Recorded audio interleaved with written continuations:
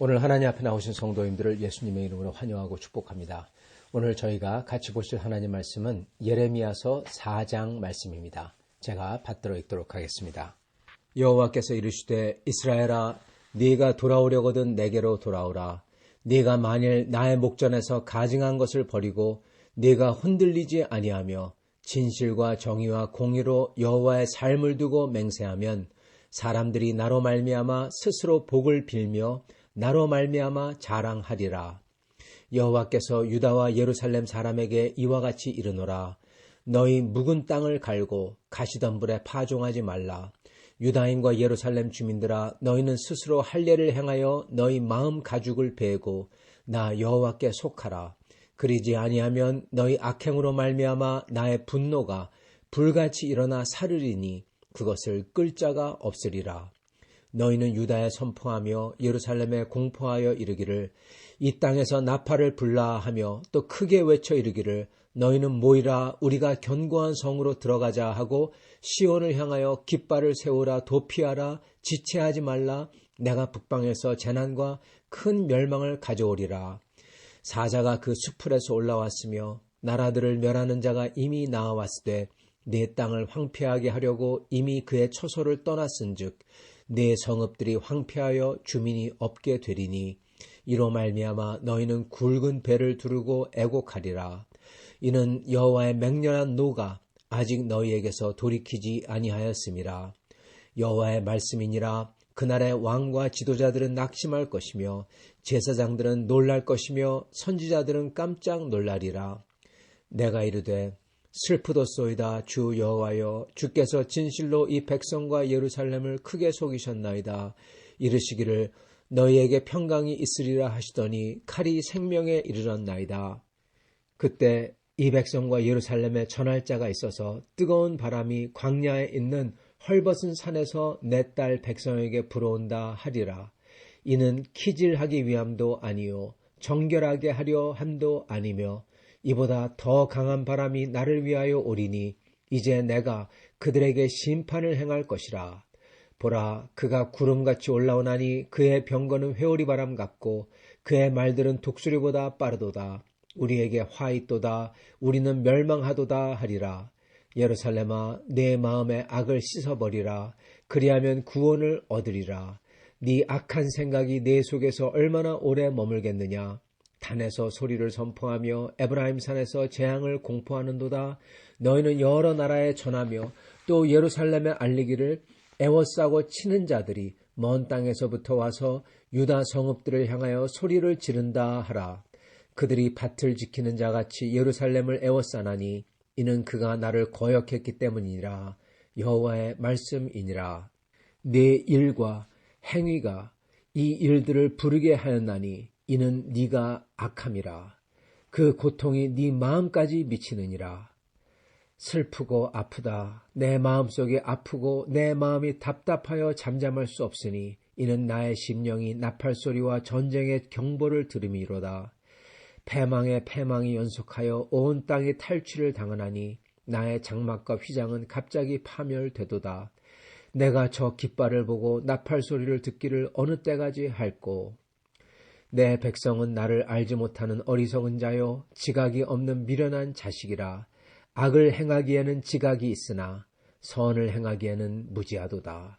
보라 내가 땅을 본즉 혼돈하고 공허하며 하늘에는 빛이 없으며 내가 산들을 본즉 다 진동하며 작은 산들도 요동하며 내가 본즉 사람이 없으며 공중의 새가 다 날아갔으며 보라 내가 본즉 좋은 땅이 황무지가 되었으며 그 모든 성읍이 여호와의 앞 그 맹렬한 진노 앞에 무너졌으니 여호와께서 이와 같이 말씀하시길 이 온 땅이 황폐할 것이나 내가 진멸하지는 아니할 것이며 이로 말미암아 땅이 슬퍼할 것이며 위의 하늘이 어두울 것이라. 내가 이미 말하였으며 작정하였고 후회하지 아니하였은즉 또한 거기서 돌이키지 아니하리라 하셨음이로다.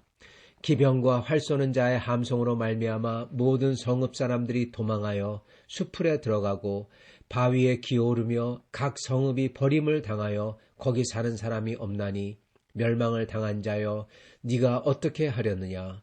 네가 붉은 옷을 입고 금장식으로 단장하고 눈을 그려 꾸밀지라도 네가 화장한 것이 헛된 일이라. 연인들이 너를 멸시하여 네 생명을 찾느니라. 내가 소리를 들은즉 여인의 해산하는 소리 같고 초선하는 자의 고통하는 소리 같으니 이는 시온의 딸의 소리라. 그가 헐떡이며 그의 손을 펴고 이르기를 내게 화가 있도다. 죽이는 자로 말미암아 나의 심령이 피곤하도다 하는도다. 아멘. 네, 오늘 예레미야서 4장은 하나님께서 이스라엘에게, 유다에게 돌아오라고 하시는 호소를 먼저 하시고, 그 다음에 하나님께서 이렇게 돌아오지 않는 자들을 위해서 멸하는 자가 준비된 것을 보여주십니다. 그리고 이거는 이들을 심판하기 위한 거라 그렇게 말씀하시고, 다시 한번 하나님께서는 이스라엘에게 회개를 촉구하십니다. 그러나 이게 이 유다 백성이 이 말을 듣지 않을 것을 아시고 탄식을 하시죠. 그 탄식 끝에 보면 유다 백성이 뭐가 잘못됐는지 정확하게 말씀해 주십니다. 그런 다음에 이 모든 심판에 대한 말씀을 한마디로 환상으로 보여주는 환상을 보여주시고 끝나는 게 오늘 4장 말씀입니다. 자, 먼저 하나님께서는 예레미야를 통해서 이스라엘 백성 보러 돌아오라 그렇게 말씀하십니다. 돌아오는 것에는 특징이 두 가지가 있는데, 첫 번째는 하나님의 목전에서 가증한 것을 버리고, 그리고 이거에 대해서 흔들리지 아니하는 것입니다. 하나님의 목전에서, 즉 하나님이 보시는 데서 가증한 것, 즉 우상들을 버린다는 겁니다. 하나님이 보시는 앞에서 우상들을 버린다는 뜻은 여태까지 이스라엘 사람들이, 유다 백성들이 행했던 하나님은 섬기고 하나님을 일컬으면서 어려울 때는 우리 아버지여 언제까지 이렇게 우리를 고통받게 하시렵니까? 그렇게 외치지만 뒤에 가서는 우상을 섬기는 거, 이렇게 숨어 섬기는 것, 이런 거 하지 않는다는 겁니다. 하나님 앞에서, 하나님의 목전에서 라는 뜻이 바로 그걸 가리킵니다. 하나님이 보시는 데에서 우상들을 버리고 항상 하나님의 목전에서 행한다는 겁니다. 그리고 이거에 대해서 흔들리지 아니한다. 즉 왔다 갔다 하지 않는다는 겁니다. 이스라엘의 그리고 남유다의 문제는 조금만 기회가 나면은 우상을 가서 이것저것 빈다는 겁니다. 자기들의 원하는 것, 욕망, 바램 이런 것을 놓고 우상에 가서 빌어요. 왜 비는 줄 아십니까? 왜 하나님한테 안 빌고 우상한테 비는 줄 아십니까? 왜냐하면 이들이 원하는 것과 하고자 하는 방법이 불법적인 것 되기 때문에 그렇습니다, 여러분. 떳떳하지 않은 겁니다, 여러분. 여러분, 하나님 앞에서 하나님 내가 집 5채 얻고 싶습니다. 이거를 꼭 가지게 해주세요. 이러거나 또는 하나님 우리 아들이 백만장자가 되게 해주세요. 하나님 저 자리에 우리 아들이 앉게 해주세요. 물론 다른 사람들이 더 실력 있고 더 의롭고 그렇지만 그럼에도 우리 아들이 거기 앉게 해주세요.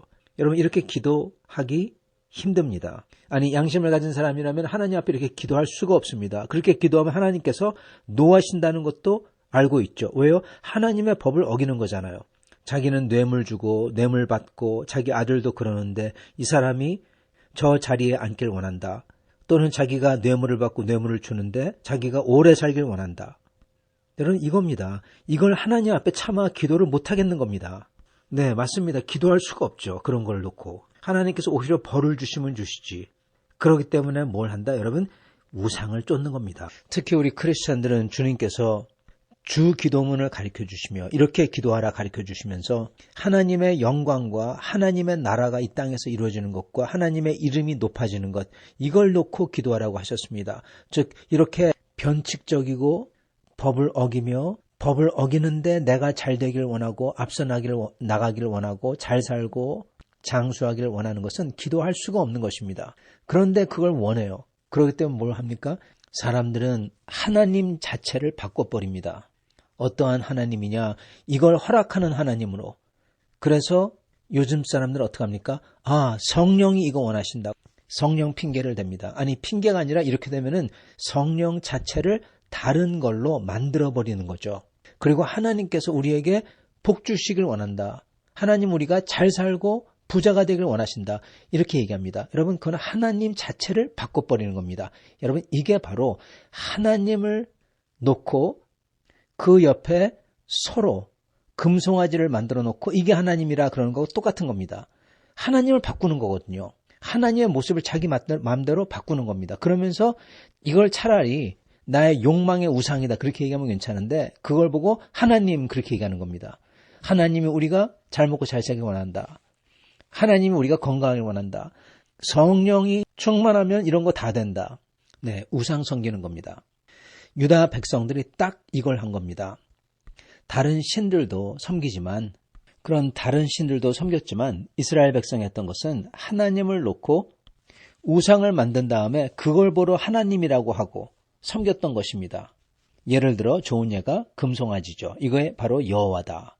굳이 그게 아니더라도 여호와 하나님을 다른 자기의 입맛대로 만들어 놓고 이게 여호와다 그러면 섬겼던 겁니다. 그게 우상입니다. 하나님이 원하시는 것은 바로 그걸 버리기를 원하시는 겁니다. 그리고 거기서 흔들리지 아니하며 왔다 갔다 하지 않기를 원하시는 겁니다. 이스라엘 백성은 그렇게 우상과 다른 신들을 섬기다가 그러면서 하나님 성전이죠. 성전에는 가서 또 제사는 드려요.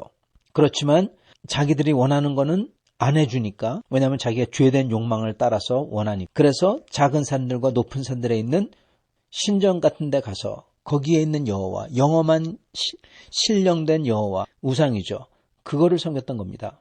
그러다가 정말 어려워지면 나라가 망할 것 같으면 어떡합니까? 성전 앞에 와서 하나님 우리는 하나님의 자식들입니다.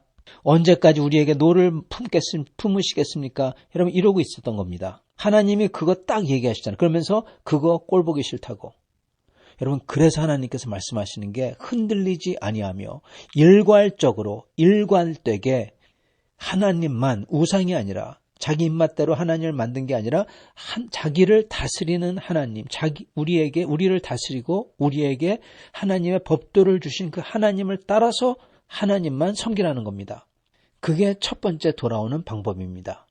그리고 하나님에게 돌아올 때 두 번째 특징은 두 번째 보여야 되는 것은 그렇게 우리 입맛대로 하나님을 섬기는 게 아닌 즉 우상이죠. 우상을 섬기는 게 아닌 하나님, 나를 다스리는 나를 지배하시는 그 하나님에게 복종할 때 왕된 하나님을 저희가 섬기고 그분께 예배하며 그분을 따를 때 일어나는 것은 그분의 법도대로 우리가 따라간다는 겁니다. 따라가야만 된다는 겁니다. 우리 법도대로 우리 입맛대로 만든 그 법도를 따라가면요. 그거는 우상이죠. 하나님이 그거 원하지 아니하시고 하나님이 싫어하시는데 이게 하나님 원하는 거야. 이걸 원하는 하나님이 진짜 여호와야. 이게 바로 우상이잖아요. 이걸 안 한다는 겁니다. 즉 하나님의 법도대로 따라간다는 겁니다.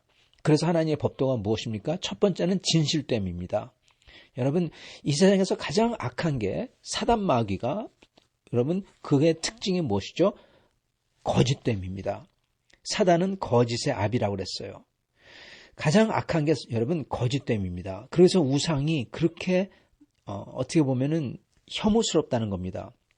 차라리 다른 신 그것도 물론 거짓되지만 그렇지만 우상은 하나님이라 칭하면서 하나님이라고 자기가 말하면서 사실은 거짓말이잖아요. 하나님이 아닌 다른 것을 놓고 하나님이라고 그래요.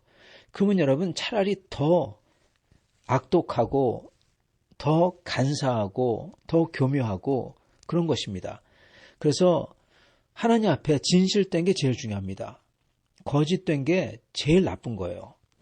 그래서 하나님은 진실과 2절 보면은 정의와 공의로 하나님을 정말 섬긴다면 첫째는 진실되고 진실되면 하나님밖에 섬길 수 없죠. 우상을 섬긴다는 것 자체가 바로 거짓된 거니까요. 거짓되면 우상을 섬기게 되는 것입니다.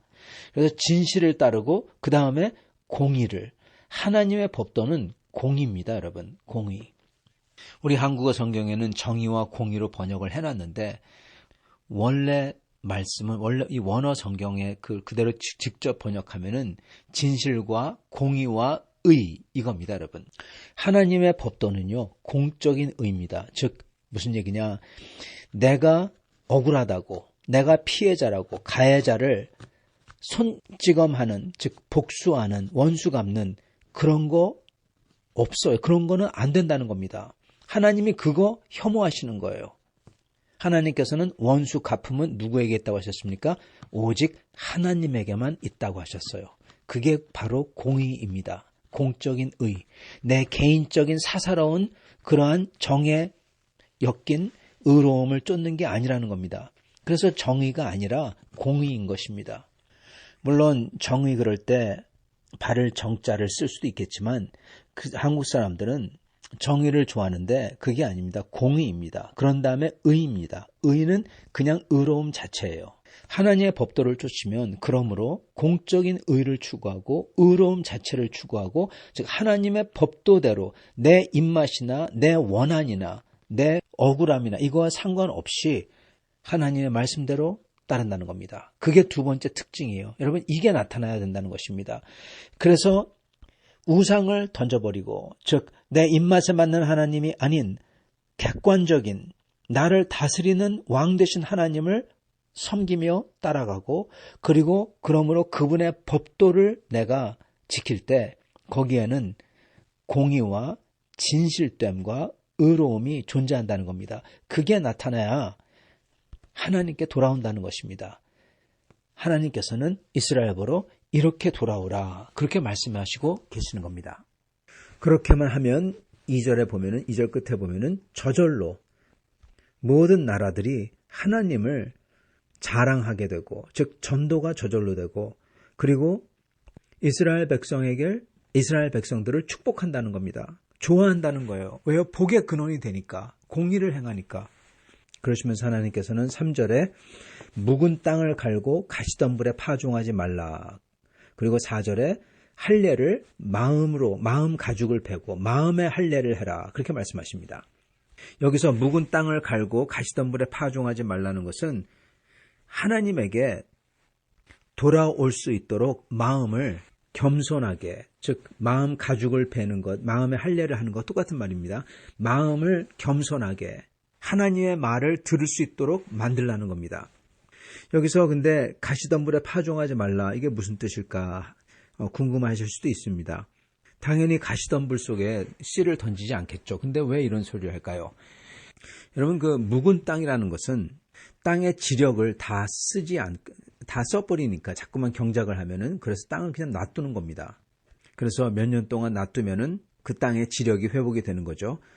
근데 그런 땅을 묵은 땅 그러는데 그런 땅을 갈아 엎어라. 즉 그 묵은 땅은 그렇게 몇 년 동안 놔둔 땅은 여러분 딱딱해집니다. 그래서 그거를 쟁기로 갈아 엎어서 부드럽게 만들라는 뜻입니다. 자 그런데 그 묵은 땅에 몇 년 동안 파종하지 않고 놔두면 어떻게 될까요?